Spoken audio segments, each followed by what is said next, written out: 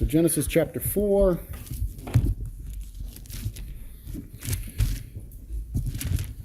And briefly, we'll read, we're going to read, what should we read?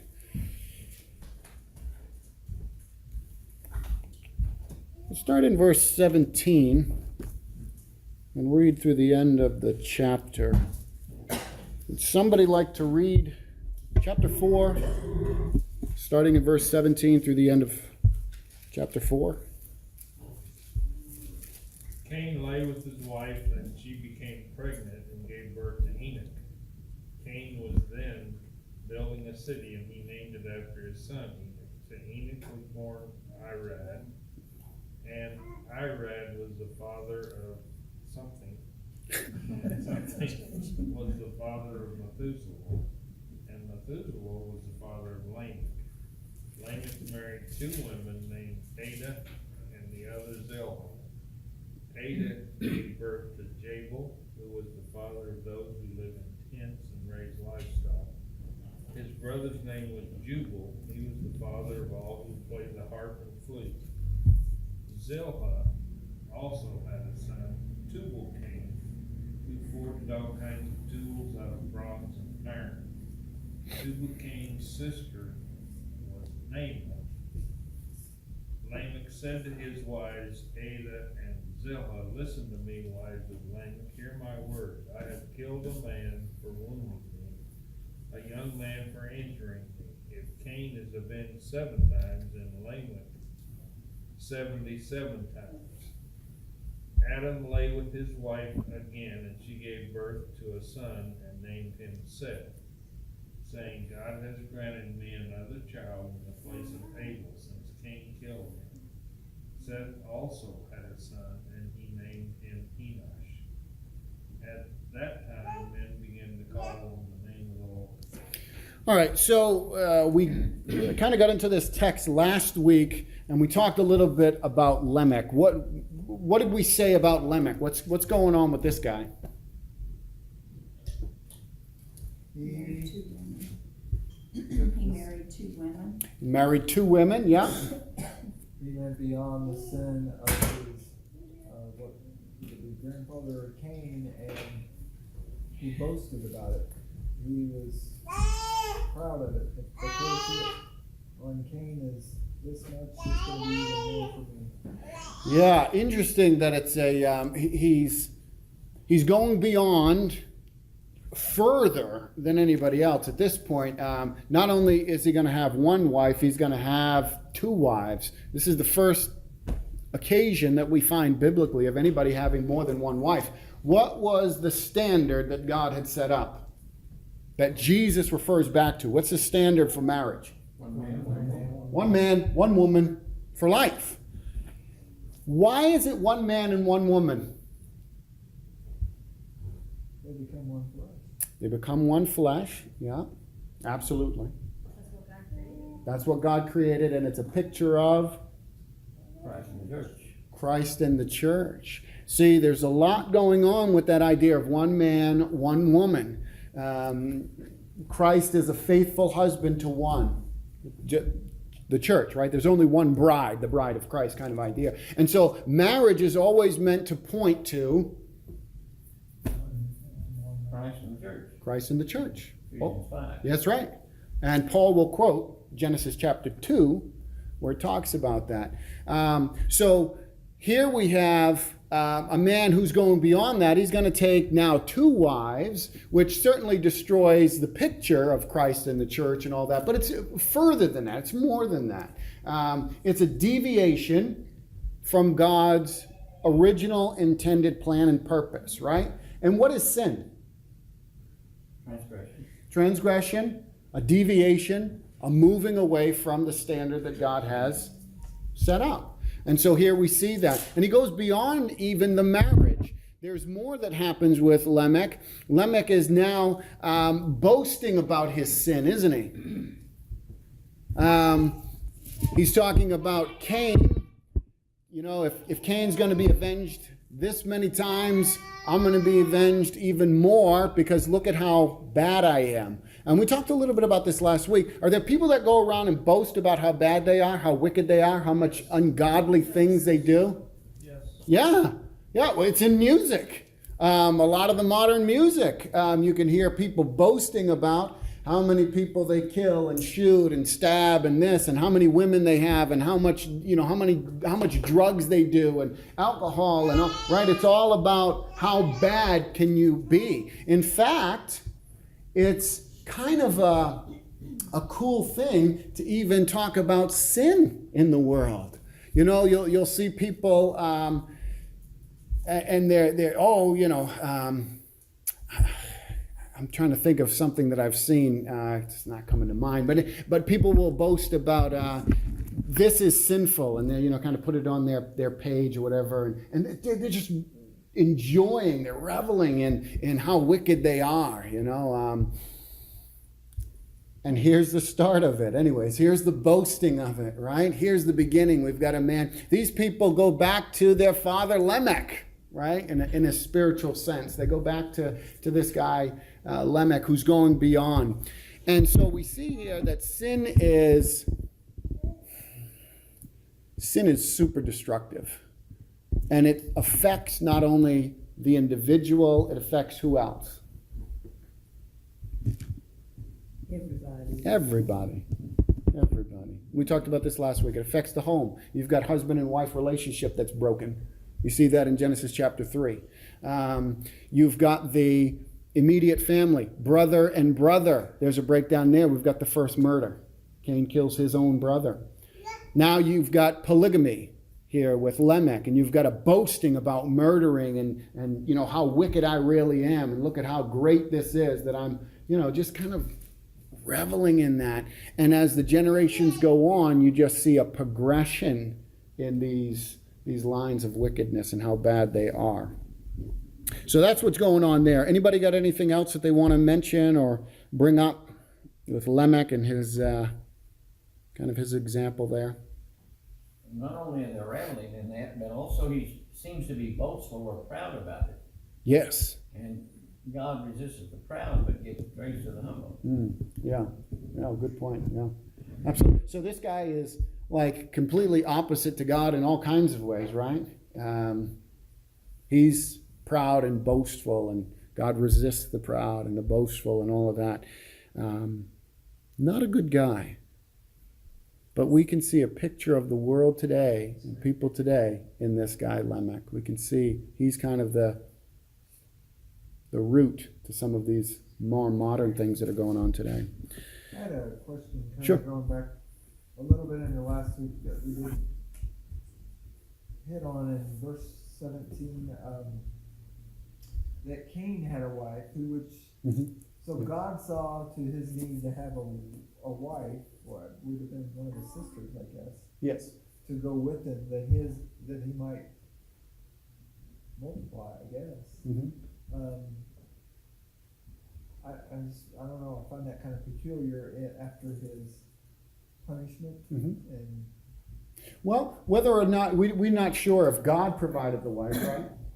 It doesn't say. I mean, he's got choice, so he could marry or whatever. But the natural thing would be to marry, anyways.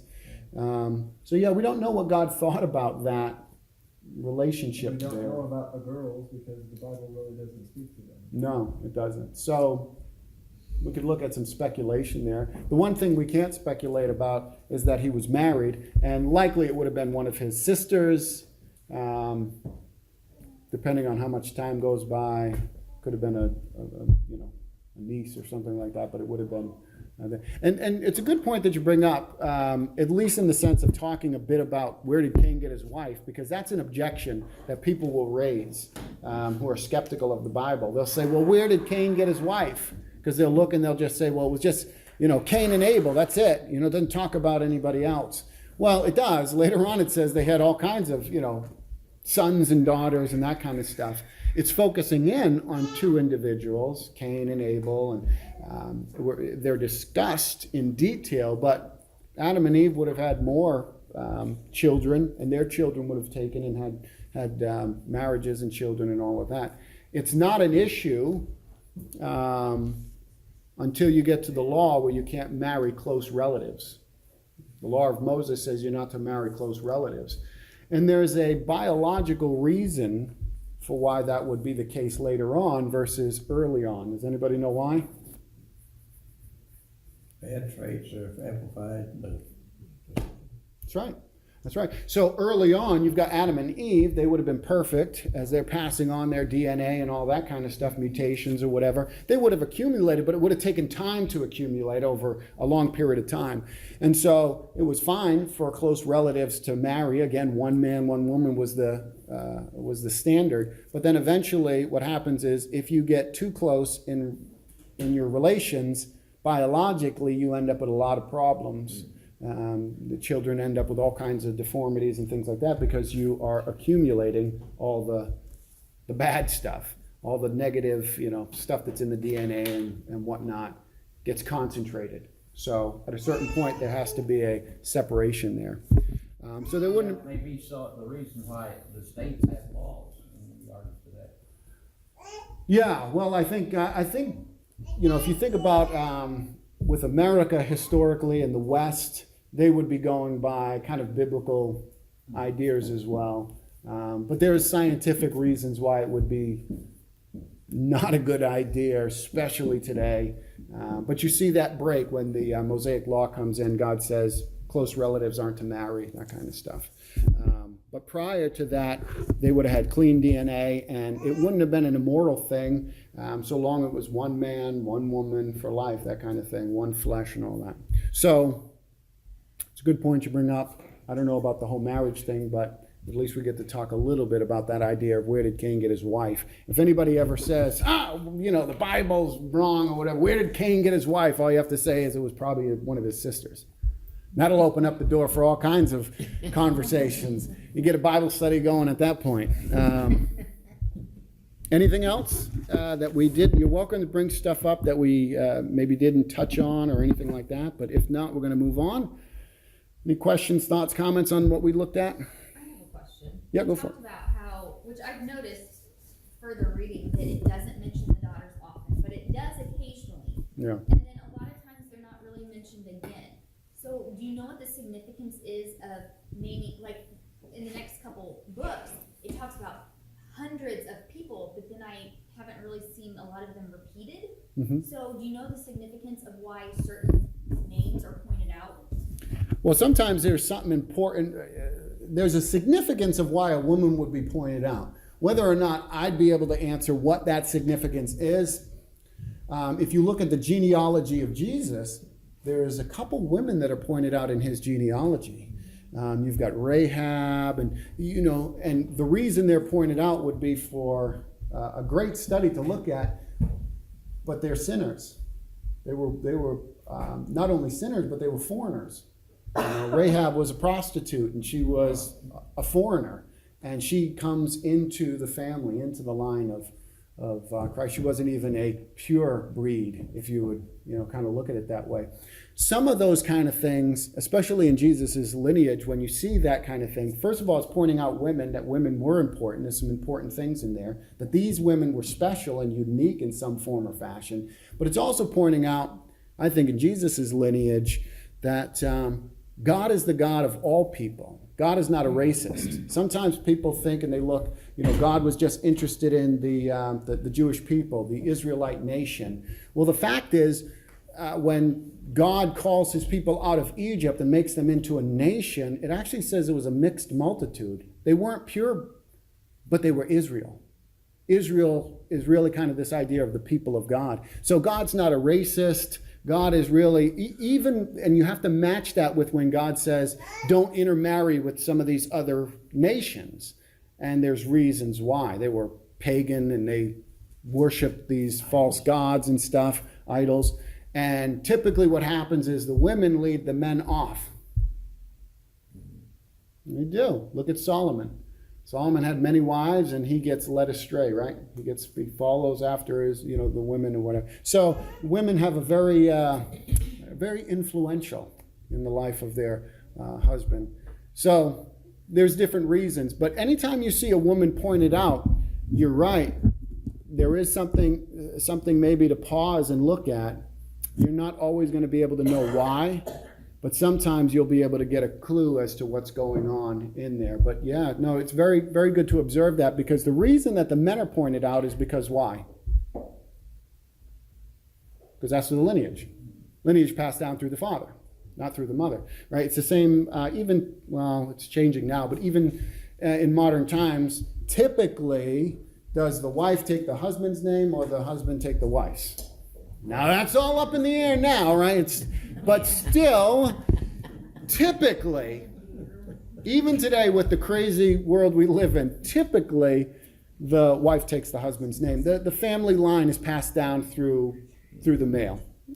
So that's why the men are kind of pointed out that way. But very good point. Always take a look when something odd happens, when there's an oddity in the text. Wow, women aren't typically mentioned, but here we have a woman mentioned. Maybe you need to read a little bit, study a little bit into them. But there's a reason for it. We just don't always know what the reason is. So we've got Tubal-Cain was, his sister was Naamah. Well, we don't really know why she's pointed out, but she is. But it's interesting to kind of note that. Wow, here's a woman that's pointed out. Good questions, good thoughts to think about. All right, if there's nothing else, let's ask this question. In verses 25 and 26, we have the birth of Seth. Now, what is significant about Seth? Seth's in the lineage of Noah. Seth is in the lineage of Noah, yeah. And also Seth takes the place of Abel. Yeah. Seth is taking the place of Abel. Adam knew his wife again, and she bore a son, called his name Seth, for she said, God has appointed for me another offspring instead of Abel, for Cain killed him. So he's taking the place of Abel in a sense there. And are we to read this as this is happening chronologically, or is it possible that some of it's happening concurrently with what's going on with Cain's seed? yes, we shouldn't necessarily read it chronologically, because Adam and Eve are having other sons and daughters. And it almost sounds like the next child after Cain would have been Seth. It almost sounds like that, but that's not what's going on there. The point is that they're focusing in on two individuals that are the important two that they're going to look at. And so what you've got here is you've got the beginnings of two lines of descendants that are going to start to drift further and further away from one another. And so you have Seth, and Seth represents what kind of a line? A godly line. A godly line. Yeah, Seth is going to represent that godly line. Abel, he takes the place of Abel because Abel was a God-honoring, God-worshiping man, right? As far as we know, he was looking to serve and worship God and all that. And so Seth is going to take his place. Other sons and daughters, but they're not what's important. What's important are these two individuals. So you've got Cain, and Cain represents what kind of a line? Seth represents the godly line. Cain represents the ungodly. And we've already seen that, haven't we? We've already seen that the descendants of Cain are wicked and ungodly. And so Seth is the opposite of that. What does the last verse say here? 26. People began to call on the name of the Lord. What does that mean? What do you think that means? I think we begin to acknowledge there was a God. Begin to acknowledge that there was a God? Or that they needed him. That they needed him? No. People began to call upon the name of the Lord. People began to... Realized they could have a personal relationship with the Lord. Yeah, there definitely seems to be something along the lines of, or maybe a reliance on God, a seeking after him, to worship him, maybe for relational issues, maybe for salvation. There's something with this phrase because the Bible points it out, and just like the women in the lineage, right? This oddity kind of thing that comes out. This is an important thing. This should be highlighted. If you don't highlight in your Bible, make a note in your mind, something. When you come across this, this is the first time it says people began to call on the name of the Lord. Something different, something special, something's happening. And it's with whose line? Seth's line. Again, very important. There's a distinction going on here. So, And his son is Enoch. Isn't Enoch the one that walked with God and God took him, or is this not the same one? No. Or it's not the same one? well, there's a number of people that have similar names, yeah. So there's a number of those in there. I'm not sure how close we were to that. We're getting there. Five will kind of break down the genealogy. That's really what 5 is a list of genealogies. But if you look at Genesis 12:8, let's look over at Genesis 12:8 for a moment.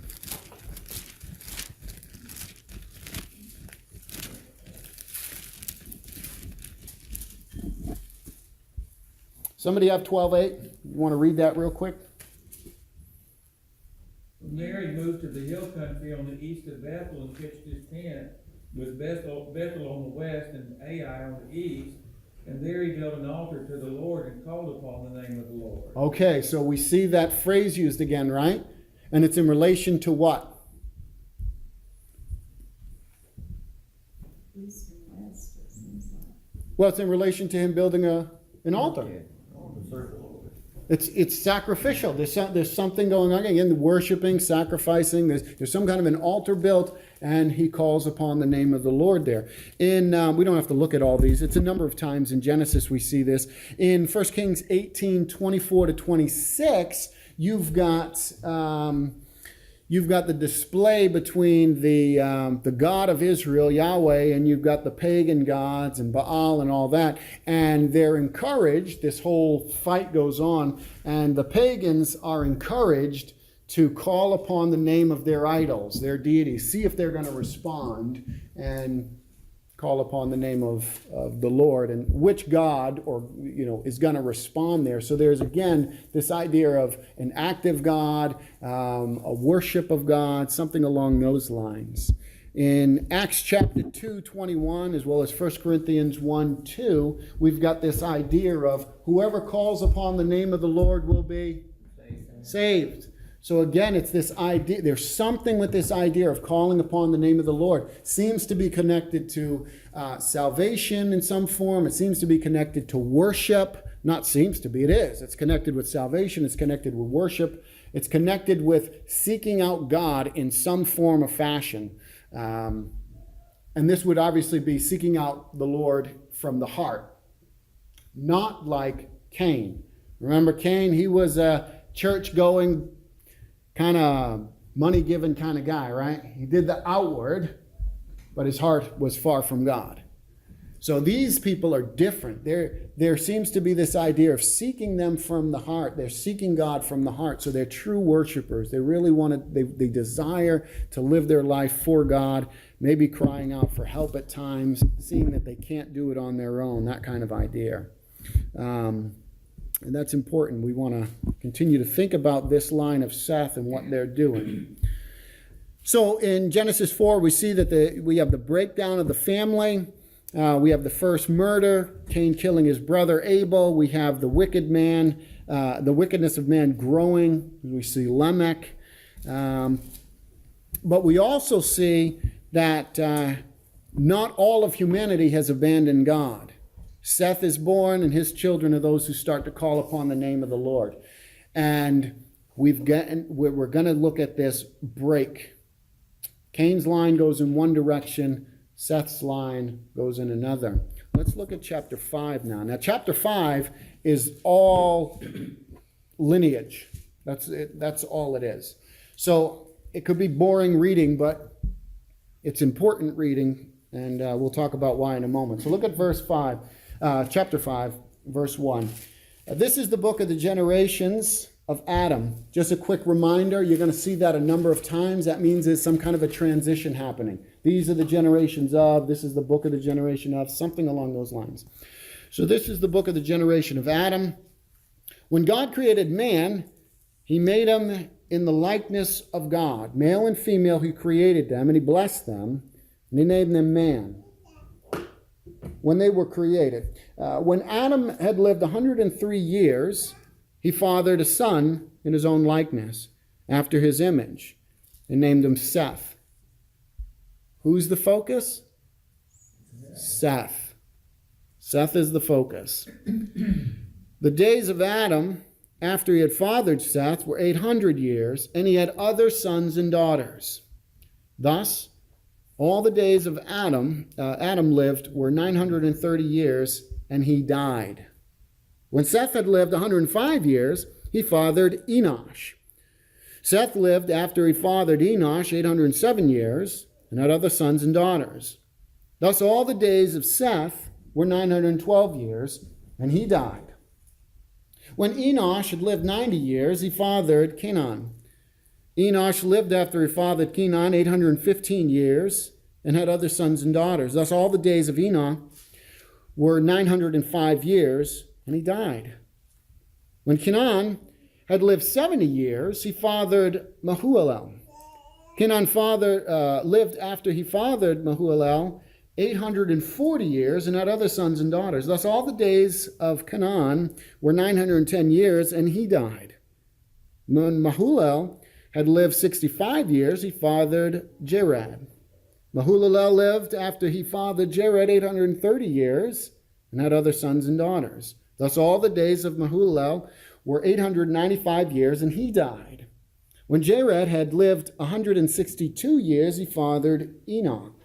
Jared lived after he fathered Enoch 800 years, and had other sons and daughters. Thus all the days of Jared were 962 years, and he died. When Enoch lived 65 years, he fathered Methuselah.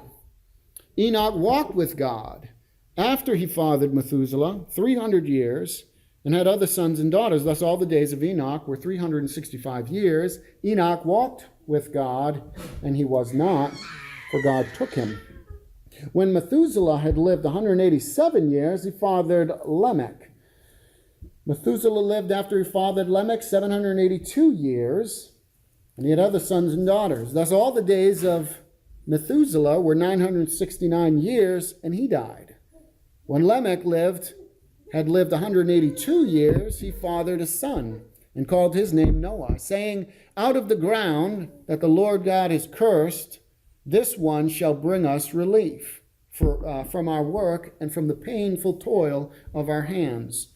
Lamech lived after he fathered Noah 595 years, and had other sons and daughters. Thus all the days of Lamech were 777 years, and he died.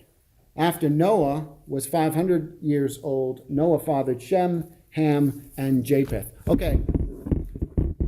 Could be boring reading, but is it? No. It's not. There's a lot going on in there. What's going on in this text? The lineage of Christ. What's that? It's the lineage of Christ. Absolutely. So the lineage of Christ, you have Seth is the ancestor, and through him, through Seth and this lineage, we get to Christ. Absolutely. What else is going on? And that's important. It's also our lineage. It's our lineage. How is it our lineage? Because all of us come from Noah. All of us come through Noah back down to Adam. Absolutely. So it's ours. So everyone in this room and everyone across the world are all related. We're all related. We all go back to Noah, and we all go back to Adam through Noah. Go ahead. So why don't we live to get as old as these guys do? I mean, of course, I wouldn't want to. I'm already tired. Yeah. Well, we would if we didn't break down, though, right? We break down. We go for knee surgeries. Our backs, our hair falls out. We break down. We break down. So it wouldn't be that bad if we didn't break down at least as fast as we break down now. Do you think that one possibility could be that the reason the length of the years was to populate the earth. Well, I think that I think prior to the flood, people, plants, animals lived longer, grew bigger, and all of that, because I believe in what's called the canopy theory. I believe that there was a dome of water vapor around the earth, which would have created a greenhouse effect on the earth, and it would have kept out a lot of the solar radiation. It would have been filtered through that. So the earth would have been, and we see that in the fossil record, don't we? Bigger animals, bigger plants, stronger. It would make sense biologically, scientifically, that people would live longer if you had less radiation from the sun, you had a richer environment, that kind of stuff, a greenhouse kind of environment. As soon as you have the flood, it says that the fountains of the deep broke open as well as the windows of heaven. I think that's describing this idea that water came both from underneath the earth, the ground, as well as this canopy came down. That's where we get all this water from. That's why you could flood the entire earth and have everything covered, was because of that. Now, what's interesting is after the flood, the canopy's gone. What happens to how long people live? It's a significant change, which would make sense if my theory, if what I believe is true, that there was this canopy that dropped. That's where a lot of the water came from. And now afterwards, the environment has changed. The earth has changed radically. There's more radiation coming in. So people live shorter and shorter lives. We accumulate more and more corruption in our DNA, that kind of stuff. Yeah. Go ahead. But after the flood, God made a statement too, that man would not live past 120 years. He would shorten man's life. Yeah. Oh, it's true. True. And he did, So- Yeah. Whether he did it through that way or, Which would make sense if he did it with the canopy dropping, right? yeah. They're not going to live any longer. I'm changing things so man will not live any longer than about 120 years, something along those lines. Yeah.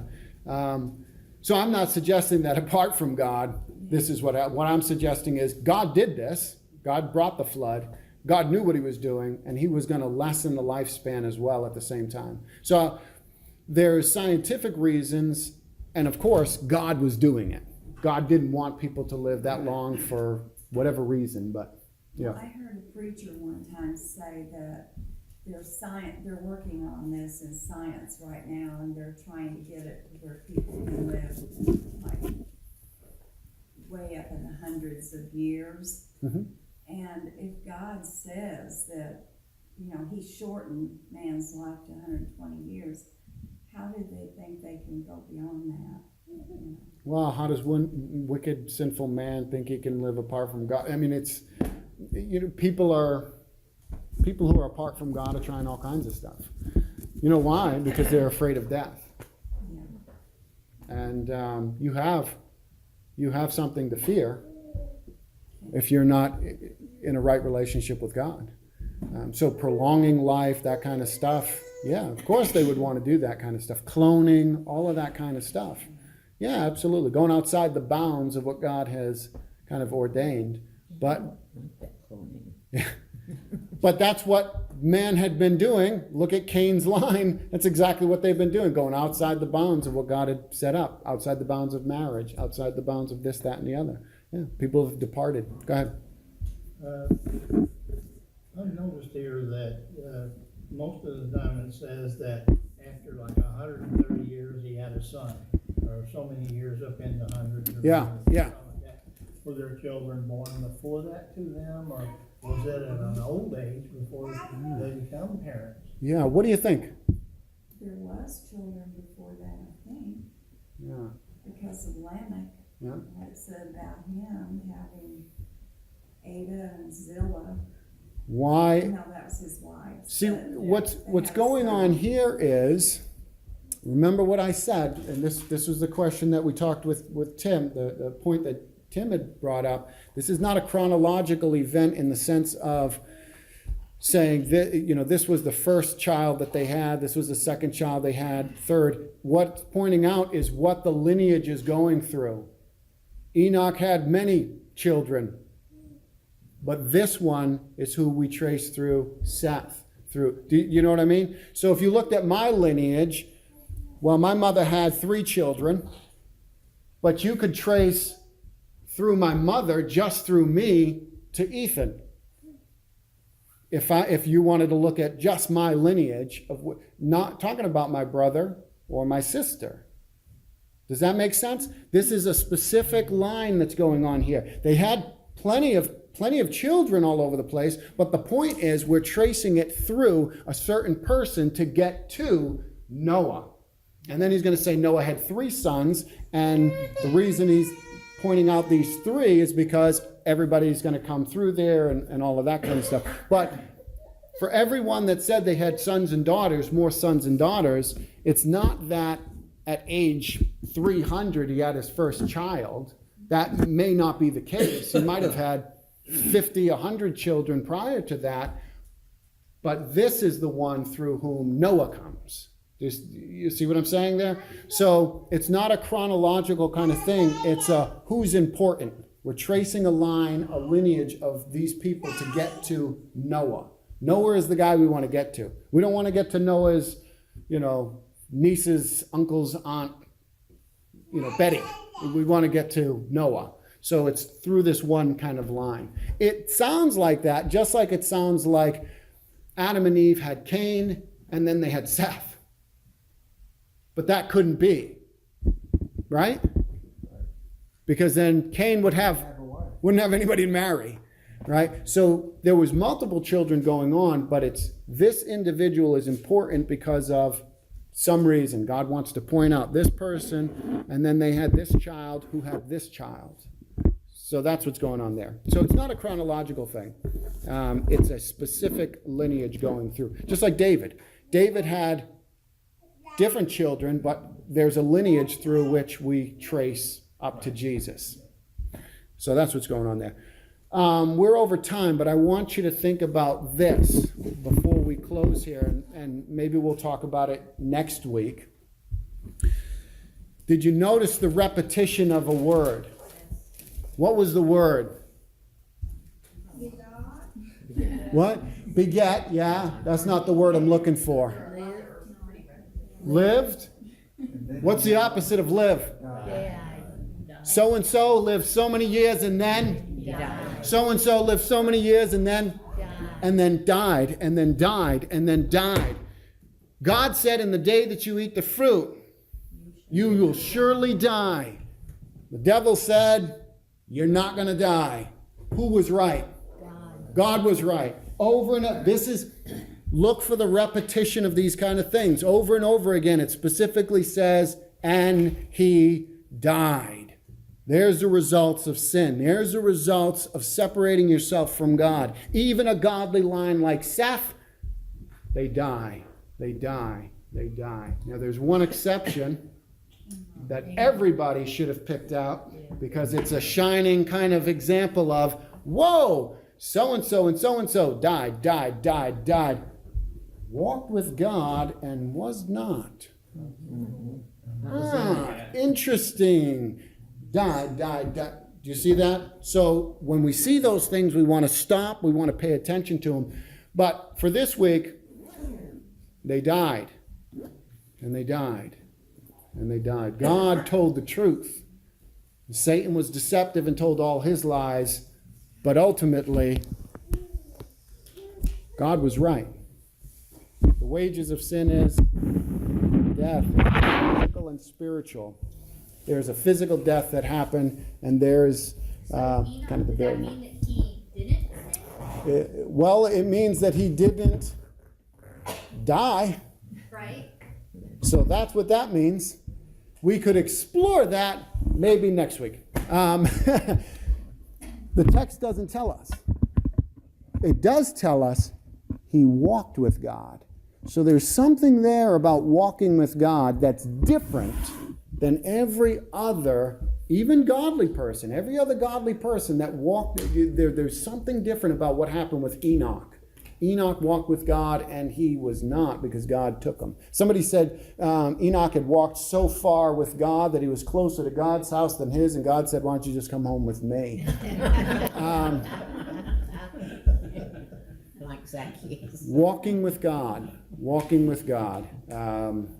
Something about that. Something about walking with God. So, I don't know. We don't really know because it doesn't tell us. What we do know is that there was a deep connected relationship, and that Enoch clearly had his life in line with God and God's will. So, that says something in a long line of godly people that all died, one didn't. One was taken. All right, I wish we could keep going, but we can't. So can I have, Mike, would you mind closing us in prayer? Thank you.